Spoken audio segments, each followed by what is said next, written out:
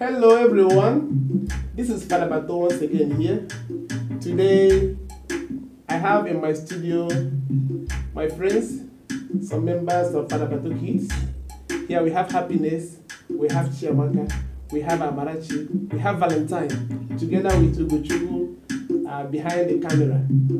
Today they want to present to you a wonderful song by Chinyere Udoma titled EZE MMUO. I believe you know that song. Are you ready for this? Yes. Alright, let's go.